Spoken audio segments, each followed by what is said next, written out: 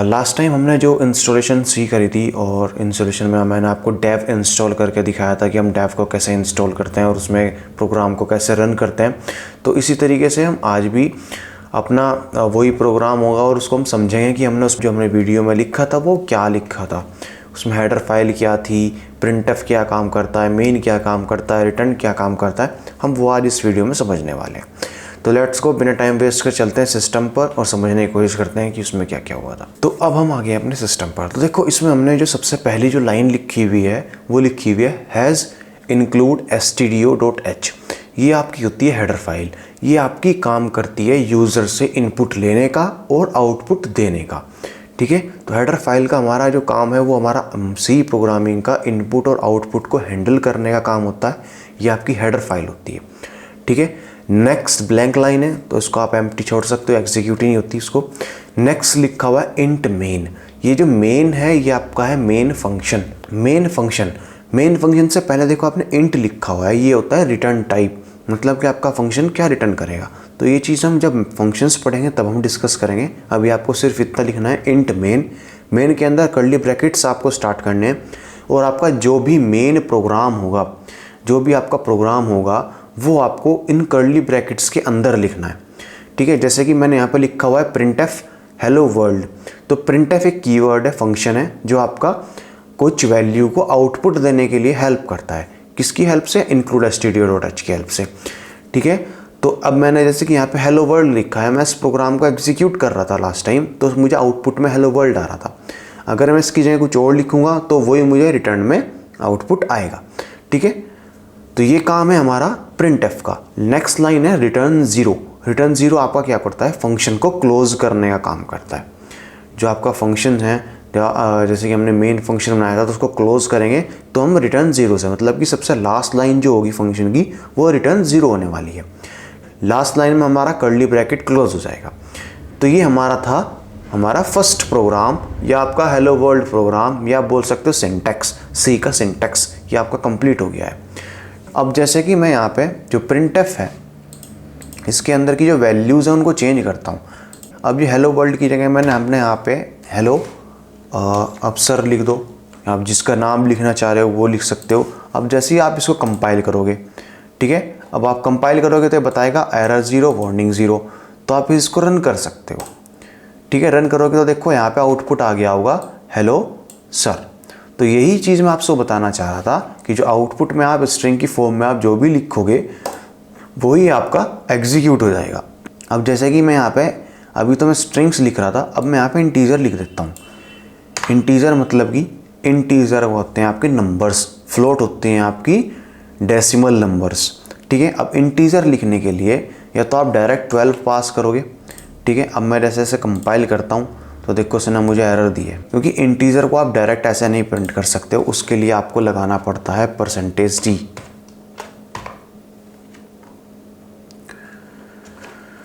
%d comma, अब मैं इसको कंपाइल करता हूँ, अब मेरा कंपाइल हो जाएगा। अब मैं इसको रन करूँगा, अब ये रन भी हो जाएगा।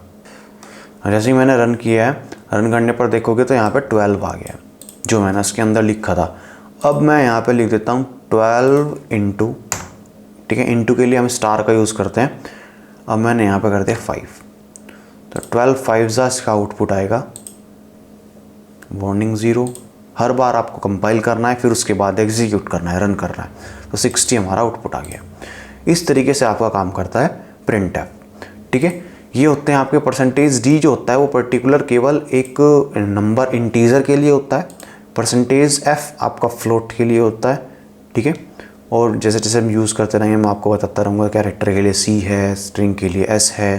ठीक है, तो चलो अब हम सीखते हैं कि हम मल्टीपल लाइंस कमेंट कैसे कर सकते हैं। कि हमें अगर ये बहुत सारी लाइंस में कुछ शो करना है तो हम उसको कैसे अप्लाई करेंगे। जैसे कि एक तो मेरा प्रिंटफ ये था, तो मैंने इसकी जगह पे दोबारा से हेलो वर्ल्ड ही कर दिया है। ठीक है, और मैं नेक्स्ट लाइन में लिख देता हूँ प्रिंटफ के अंदर एक और स्ट्रिंग आई एम रनिंग सी। अब देखो मैंने यहाँ पे 2 लाइन में अलग अलग ये लाइन लिखी है, हेलो वर्ल्ड और आई एम लर्निंग सी। अगर मैं इसको प्रिंट करूँगा तो सेमीकोलन सभी के लास्ट में लगना है। अगर मैं इसको प्रिंट करूँगा तो ये अलग अलग लाइन में आनी चाहिए जैसे कि हमने लिख रखी है, लेकिन ऐसा होगा?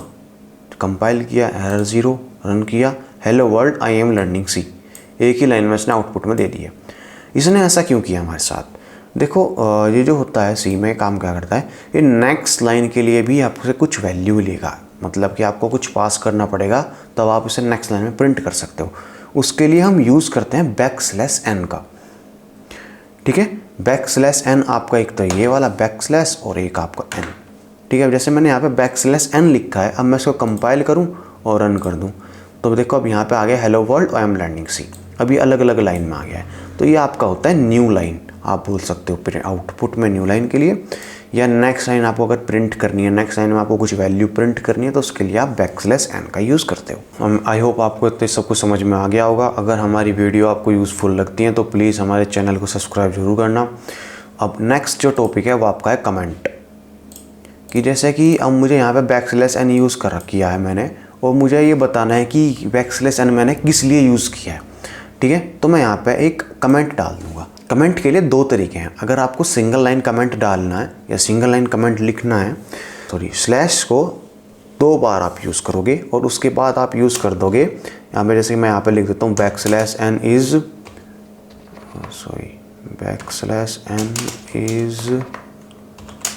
Use for new line,